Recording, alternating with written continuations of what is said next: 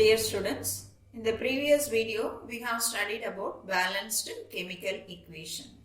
A balanced chemical equation is very important because it provides the information about the reactants, the products and the direction in which the reaction proceeds.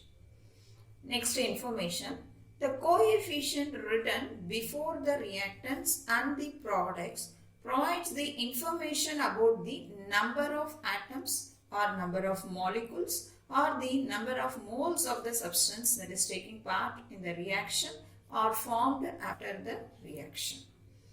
That is, it gives the idea about the amount of a particular reactant required to produce the particular amount of product. Though a chemical reaction gives many information about the chemical reaction, but still there are some facts which are not made clear by chemical equation, such as physical state, the conditions, that is the temperature, pressure or catalyst which we are using in the chemical reactions. So in this video we are going to see how can we make chemical equation a more informative one. So first information which we can give is a physical state. We know there are three states: solid state, liquid state, gaseous state. And one more thing also we can include, that is aqueous solution. Aqueous solution means a solid substance dissolved in water. Clear? So how to represent the solid state? This can be written or indicated by this letter small s inside the bracket. This should be written just below the formula or below the symbol. Like that, liquid state can be represented by small letter L, gaseous state by small letter G, aqueous solution by AQ. For example, zinc plus sulfuric acid gives zinc sulfate plus hydrogen gas. In this, zinc used is of a solid state, sulfuric acid it's an aqueous solution, so AQ. Zinc sulfate also in AQ, aqueous solution. Hydrogen, it's in the form of gas, that's why it's represented by the letter G. So like this, just below the symbol or the formula, we have to write these letters as the indication of physical state. One more thing, insoluble product. Okay, an insoluble product is formed, that is called as precipitate. So how can we indicate that? Means with the letter PPT. For example, calcium hydroxide reacts with carbon dioxide forming calcium carbonate, an insoluble product, and water. So this we are writing in the form of chemical equation like this. Here calcium hydroxide in aqueous form, carbon dioxide gaseous form, calcium carbonate formed is of precipitate. So that is we can represent by solid or by PPT. Especially PPT means it's formed in the form of precipitate. Then H2O water, it is in the liquid form. So like that, precipitate can be represented by the letter PPT just below that formula. Next information we can give is by indicating the heat changes taking place in the chemical reaction. There are two types of reactions based on heat. That is exothermic reaction, another one is endothermic reaction. Exothermic reaction means reactions in which heat is evolved or released. So how to identify this? Means we have to write plus heat or plus energy along with the product side. We have to mention this plus heat or plus energy. If it is written along the product side, then it represents the exothermic reaction. For example, carbon burns in oxygen to produce carbon dioxide and large amount of heat. This is in the sentence form. We are converting into the symbol form. Carbon solid form, oxygen gaseous form. It gives carbon dioxide gas along with a large amount of heat. That means heat is evolved in the reaction. That is, it is an exothermic reaction. For exothermic reaction, we have to write plus heat or plus heat energy along the products. That's why after this carbon dioxide gas, we have to write plus heat energy. This represents exothermic reaction.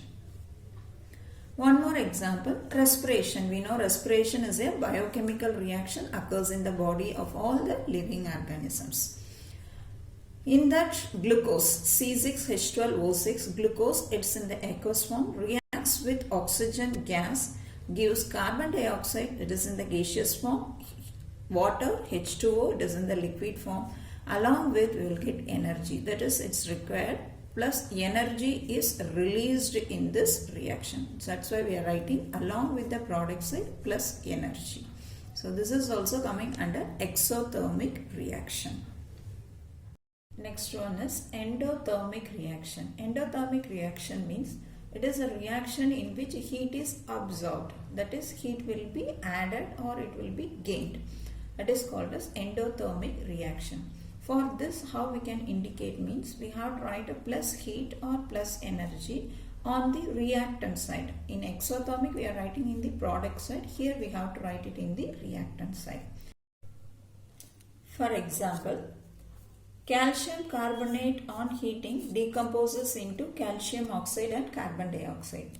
This reaction requires heat energy to occur. So heat energy is absorbed, that's why we are writing plus heat in the reactant side. Here these are reactant side, this is the product side. That's why we are writing the plus heat in the reactant side. That means it represents endothermic reaction. Many examples we can say photosynthesis. In photosynthesis also we know it requires sunlight. Sunlight is also a form of heat energy. So many reactions we can say for this endothermic reactions. Next one. The various conditions required for the chemical reaction are indicated now. First one, concentration. That is whether it is in the dilute form or in the concentrated form. That can be represented by writing DIL for dilute and CONC for concentrated below the formula. For example, zinc reacts with sulfuric acid, gives zinc sulfate and hydrogen gas. For this we are writing the equation like this. In the sulfuric acid, whether it is in the dilute form or concentrated form, we can represent. Here, sulfuric acid used, it is in the dilute form. That's why we are writing it as DIL below the formula. Right? Whether if it is in the concentrated means we can use that CONC. The next thing, a presence of heat. If a particular temperature is maintained or simply it's of warming or heater, then we can use the symbol delta. Del. This is the symbol delta we can write. You have to write over the arrow mark. Example, calcium carbonate on decomposes. Decomposes heat energy. So that's why the temperature used here, warming or heating, we can represent the symbol del here. This represents heat energy is consumed. Next condition is catalyst. I think you know what is meant by catalyst. A catalyst is a chemical substance which alters the rate of the reaction but does not take part in the chemical reaction. So how to represent this catalyst means we can write the symbol or the formula of the catalyst above or below the arrow sign. For example, in this reaction, MnO2 is the catalyst used. So this is written just below the arrow mark. We can use the catalyst above or below the arrow mark. Next, in some reactions need some specific temperature and pressures. These conditions are mentioned above or below the arrow of the equation. For example, in this reaction, nitrogen reacts with hydrogen forming ammonia. Here, temperature 500 degrees Celsius is mentioned. 200 atmospheric pressure is mentioned and Fe iron powder is represented as the catalyst. So here we can write the temperature and pressure just above or below the arrow mark. One more thing, we can represent the evolution of gas by the sign, the upward arrow mark. Okay, if a product formed as a gas, then we can represent that by the symbol upward arrow mark. In this example, zinc plus sulfuric acid forming zinc sulfate and hydrogen gas. Here hydrogen is the gas. One thing we can mention by the symbol G. Another thing like this upward arrow mark. Upward arrow mark represent a gas is evolved. Like that we can show the formation of precipitate, an insoluble solid substance formed. That is called as precipitate, that can be represented by the downward arrow mark like this. So in this example, barium chloride, sodium sulfate react, sodium chloride and barium sulfate Here barium sulfate is formed in the form of precipitate. So that we can write it as PPT. Another one more thing we can use that downward arrow mark. Okay. For the evolution of gas, upward arrow mark. For the formation of precipitate, it should be represented as downward arrow mark.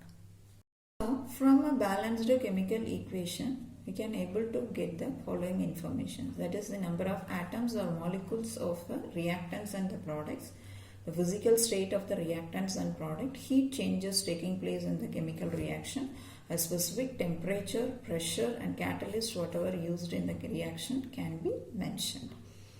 Thank you students. We will see you in the next video.